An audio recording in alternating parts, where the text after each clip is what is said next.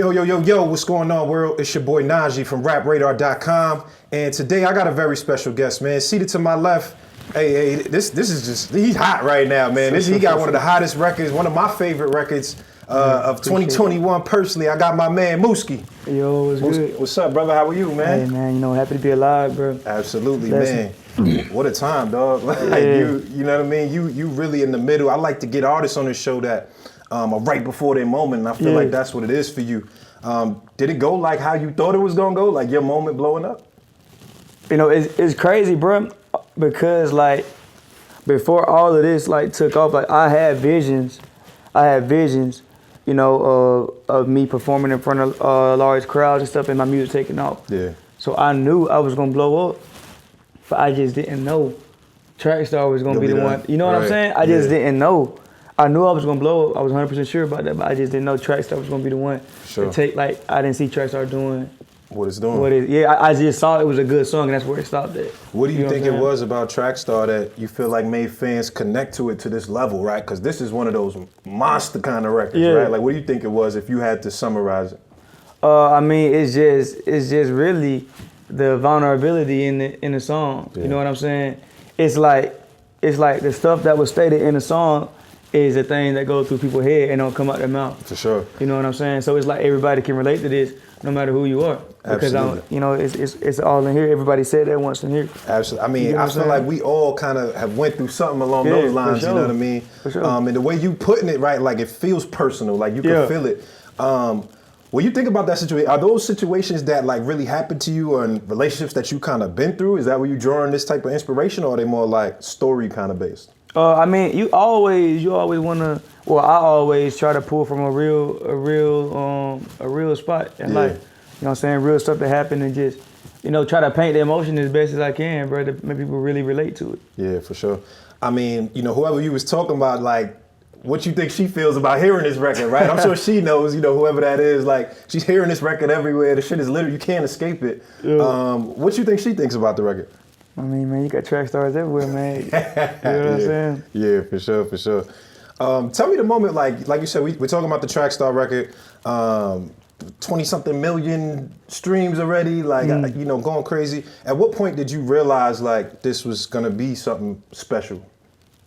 I ain't gonna lie, bro. I realized it was gonna be something special when I first dropped it. I dropped it in June 2020, right? Yeah. I dropped it, bro, and the first 6 months, bro, it ran up 1 million, bro. You get what I'm saying? My other songs got like 5,000 streams. This did that on the first 2 days. Right. You get what I'm saying? Right. Like, and it just like kept going, bro.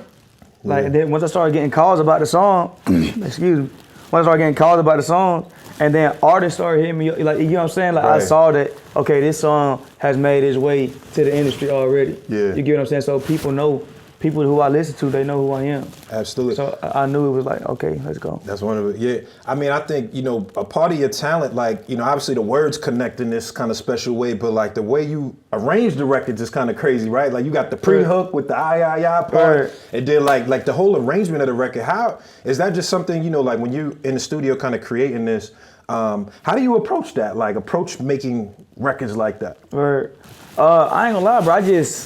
it's just a vibe, bro. Like, when I hear a beat that I really connect with, and that's really giving me a vibe, bro, I just like stuff just come to me. You get what I'm saying? And I just try to put it down. Yeah. You feel me? So it's just like, it's just the vibe, bro. The vibe take me to. Yeah. Yeah, I mean, your style is interesting. I mean, like, I know when I first heard the record, some people thought it was P&B rock. I saw P&B say, you know, this is not me, but he loves your music, you know what I mean? Yeah, where's your inspiration? Talk about your inspirations, just like your sound. You have a very kind of distinct sound. Yeah, shout out to P&B, by the way. Yeah. But yeah, I mean, I grew up listening to like Michael Jackson. Like he's probably my biggest inspiration when it comes down to like my sound and things like that. But you got Drake, you know, P&B and Fetty Wap. They helped me actually create my sound. Yeah. As far as as far as like playing with my voice. Right. You get what I'm saying? Like the vibratos, all that stuff. Like, you know what I'm saying? Like, and then I just put it in my voice and try to take it, you know, for and sure. make it mine. You absolutely did that. I mean, like for me, you know, I'm 30, 32. So when I heard it, it kind of gave me the young R. Kelly vibe, like the way you I sound. Like I forgot Kel, yeah, too. Kel, yeah. So Kel's sure. the way you doing the riffs, it kind of got that. How important was it? I guess, how much of an influence was that for you, like just sonically, like, was you hearing that, kind of growing up? No, bro, like, well, I ain't gonna lie, I started hearing R. Kelly music, that was like 7th grade. But I always liked it though, you know what I'm saying? Like, but inside my house, I wasn't able to listen to like R&B and hip hop and stuff, bro. So I had to go out and listen to it. So I wasn't hearing it every day. I was hearing gospel music every day around my family and stuff. But when I was with my people and stuff, like at school and stuff, I'm listening to hip hop. Yeah. You know what I'm saying? What did you grow up listening to in the house? Like in terms of gospel music, like what were they bumping like around you? My mom was bumping stuff like BBCC One and Marvin Sapp, Fred Hammond.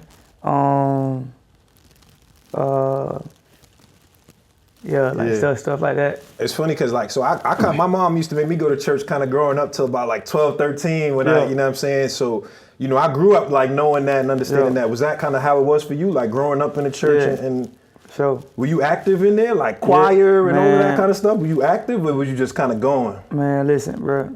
We was super active in there, bro. Yeah. That was like, bro, like my mom was a youth director and she worked the choir. So you was we had no choice, bro. Yeah, bro. Like I'm talking about, we was in church like it was just different, bro. We was really in there like every day, bro. Like when I was younger, bro, I couldn't even play sports, bro. Yeah, because it would interfere with the church schedule. Right. You get what I'm saying? So like that's how it was. Like when I was younger and stuff, bro. Like I ain't really gonna do much but church. Yeah. You know what I'm saying? Kind of coming out of that, right? Like, that being your roots and your foundation. Yeah. And then, now, you making your own music, right? You kind of creating that. How hard, or if so, was that, a transition for you kind of going from, because I know my mom, she don't really like rap, like secular music and stuff like that. So was that a transition for you, like, kind of to your family, them seeing you making, your music the way you do? I mean, to me, it was easy. Like they always knew. Type of person I was, man, you know what I'm saying? It's just like, it's R&B written all over it. You get what I'm saying? Like, and hip hop too, but I really wasn't even showing them my music like that. Like I really wasn't showing nobody my music like that. I probably started showing them when track stars started blowing up. Oh, so they didn't even really know you was like... I mean, well, like they knew I wanted to do music. Yeah. But it's just one of them things where like, bro, music was so important to me. I ain't telling nobody. Telling nobody who I think gonna have a negative reaction to it. Like, don't even talk. Like, you don't even deserve to speak on my music because I know where I'm going with it. Yeah. You get what I'm saying? So I'm gonna wait till I get where I'm going and then tell you. You get what I'm saying? I'm gonna show you. Really, that's really what I was waiting on. I wanted to show them, like, hey, boom, I got a contract. I got labels wanting to talk to me about this music that I'm making. Absolutely. You get what I'm saying? Like, this is my new career path. Yeah, for sure. That's super dope. I love the way you put that. Talk to me about that process. I think that's always interesting, right? Like the part where, in an artist's career where you starting to blow up, you catching fire, and now everybody's paying attention, right? Labels calling you, everybody wanting to sign you. What was that like? Like, kind of just being in that moment, like when people start calling you and you got to make a decision as to where you want to go. I mean, it was real slow, bro. I didn't rush nothing, bro. You know what I'm saying? I wasn't excited till I made a decision. You get what I'm saying? Like, I really wasn't gonna act like it was my first time being there. You know what I'm saying? Like I really wanted to approach it like when the labels come, and I talked to the labels, I really wanted to get a feel, man, and make the right move on the first try. Right. You get what I'm saying? So like it was real big for me to move very slow and move like very confident, like be confident in the label I chose because of my vision. Like I gotta protect this vision. Absolutely. You get what I'm saying? And make sure I use my gift correctly. I love that, man. Are you Interscope, right? No, Capital. Oh, Capital, excuse me. This one. When you making a decision like that, because there's a lot of artists, who watch this, aspiring artists. When you make decisions like that, how does Mooski determine what's the best decision for him as far as, all the different labels you're kind of able to select from? I mean, I just try to stay in tune with my vision and with myself and with my spirit, man. You get what I'm saying? Like, so when I'm talking to these labels and stuff, I'm really just paying attention to, everything they're talking about. Like me, when I talk to somebody, man, I'm sitting there, I'm reading everything. Yeah. You get what I'm saying? Yeah. If you repeat a line, you know what I'm saying? I'm gonna catch that. Yeah. You get what I'm saying? Like I catch everything. I know I know where you're trying to go. But like Right. when you start talking to me, you get what I'm saying? So I just really paid attention and see if they really understood what I was saying. So it's like, I tell you, this is my vision, blah, blah, blah, blah, woody woo. And when you give it back to me, if you understand it, then you're gonna elaborate on what I said. Right. And make me understand that you understood me. Instead of just saying, hey, I heard you. Right. And that's what we wanna do. I love that. You get what I'm saying? Like you just had to take it. You had to take it a step.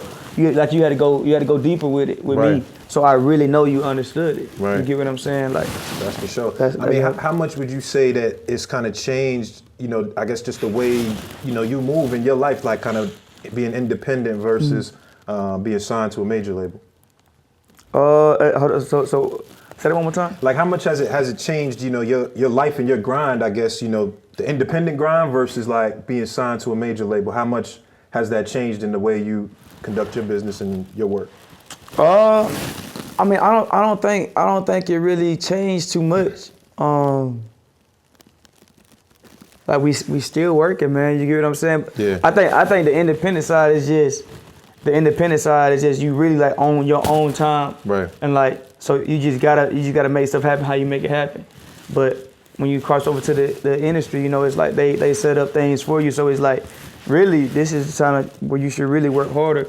Because everything you was working so hard for over here, you got it. You got it right here. So now it's like, boom, now I can focus on my music only. Right. When I was independent, bro, I gotta work a full-time job just to make sure I can get into the studio. You know what I'm saying? Yeah. Now music is my full-time job. Now let's go to the studio. Tell me about that grind, because like I said, there's a lot of aspiring artists who watch this. Were you working and kind of doing music at the same time? Like what was that grind like? Just doing that? Bro, I was working more than I was doing anything. The only thing I wasn't doing was sleeping. Yeah. You get what I'm saying, bro? Yeah. Like, I'm working Monday through Friday, night shift 6 to 6.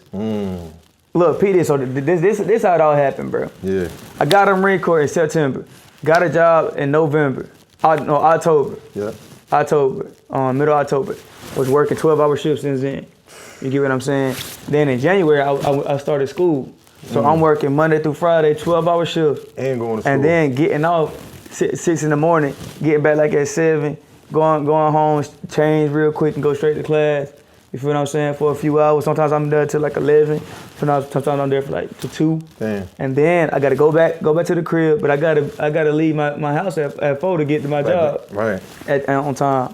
You get what I'm saying? So that's how I'm moving. But the whole time I'm at work, like every break I get, I'm writing, bro. I'm writing on the job. That's what I was gonna say. Where you find time to really I'm writing everywhere, bro. If I'm at school, bro, and the lyric come to me, bro, I'm gonna jot it down real quick. I mean, I may write a whole song in it, you get what I'm saying? But like at work, I'm really writing though. You get what I'm saying? Like I'm on the way back from work, I'm writing.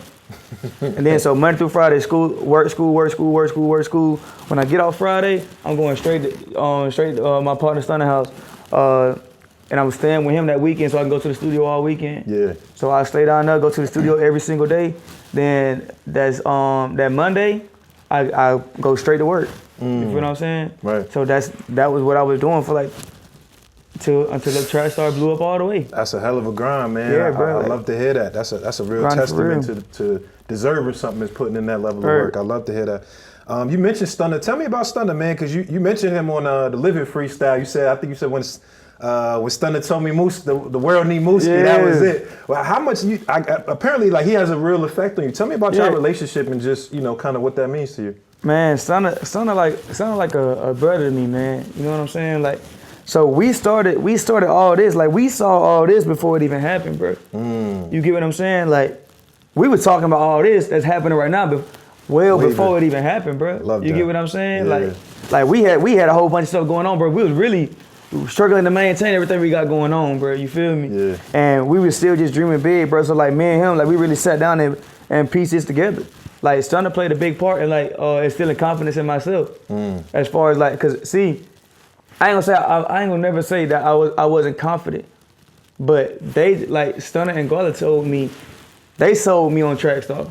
You get what I'm saying? Yeah. They sold me on Trackstar, bro. I was like, man, I got this other song I want to work on, but they sold me on Trackstar and the whole thing with that. Was it them just telling you this is hard? Like they need? Nah, bro. They told me like, bro, you need to drop this. You gonna blow off this song, bro. Like this song gonna blow up, bro. Wow. And I was like, you know what I'm saying? Like, nah, bro, I want to do another song. Because at the time, that song didn't sound as well as I wanted it to, bro. You get what I'm saying? Like, I'll take a song back to the studio 10 times, bro. Oh, so you're a perfectionist when you're doing it, just kind of being changing stuff like that? Yes, sir. Got to be, bro. Like, it has to be perfect. Right. I guess it's because I sing or something, but yeah, bro, they told me that, you know what I'm saying? And me and Stunner started this from like day one for real.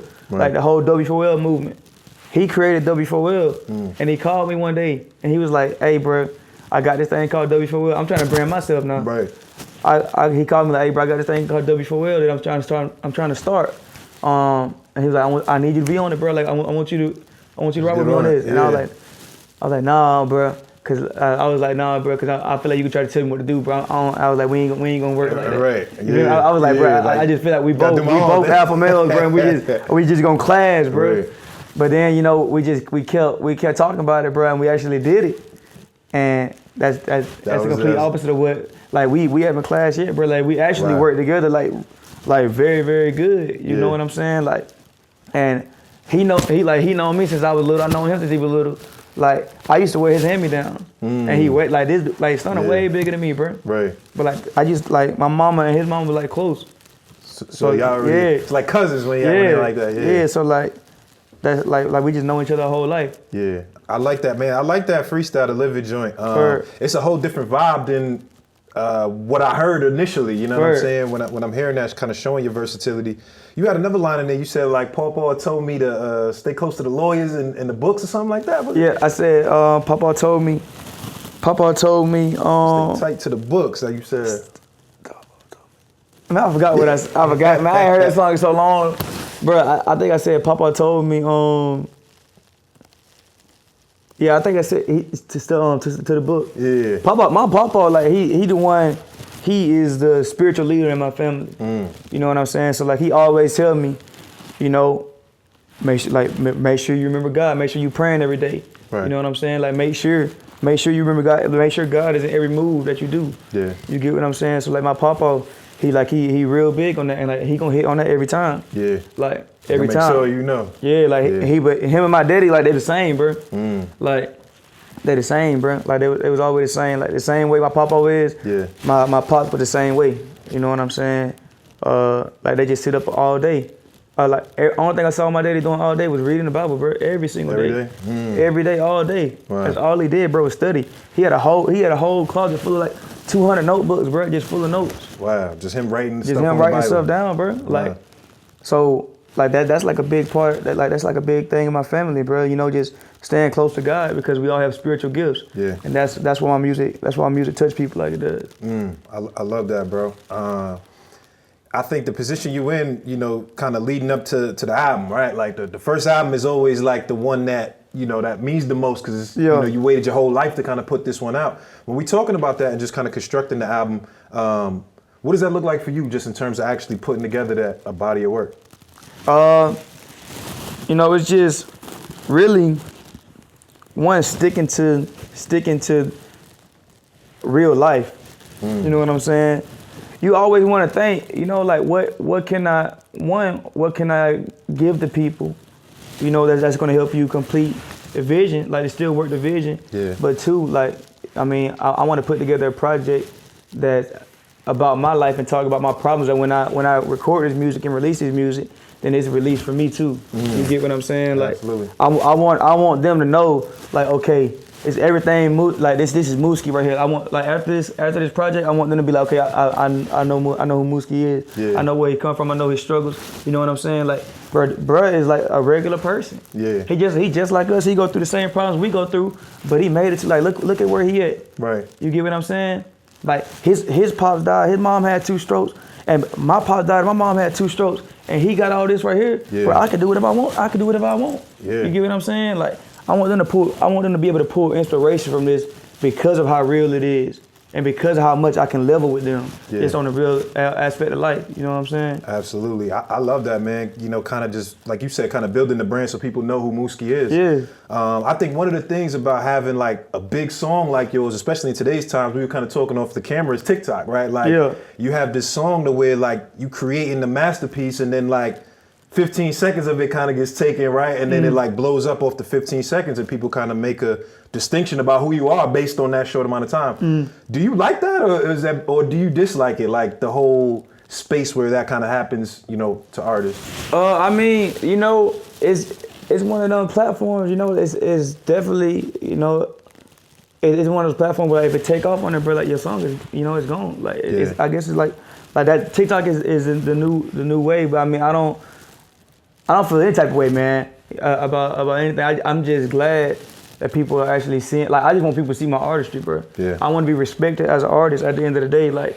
you know what I'm saying? Like this, I don't want people to be like, okay, this is TikTok artist because, you know, TikTok was just the last platform we had to take over. Right. You know what I mean? And so when we got there, I was like, okay, this ship is already gone. Yeah. You know what I'm saying? So, but I just want to be respected as an artist, man. I don't want people to just be like, okay, it's a TikTok song, blah, blah, blah, woody whoop. No, because it's just not, man. It's real music.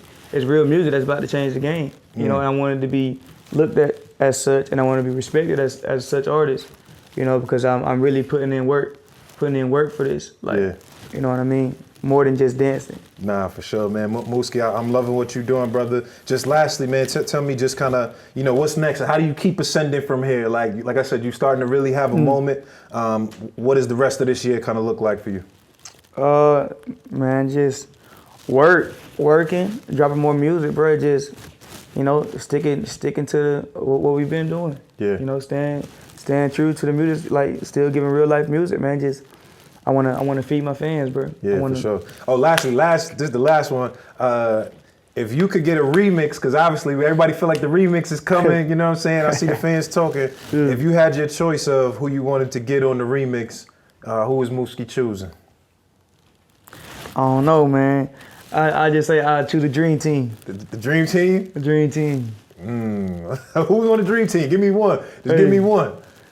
Dream Team, man. The Dream Team, man. All right, we watching, man. Mooski, I love what you're doing, man. Keep on going. You got our support at Rap Radar. Keep putting out fire, bro. For sure. We loving it, man. Another dope episode of Cigar Talk. We here. Got my man Mooski. Yeah. We out of here.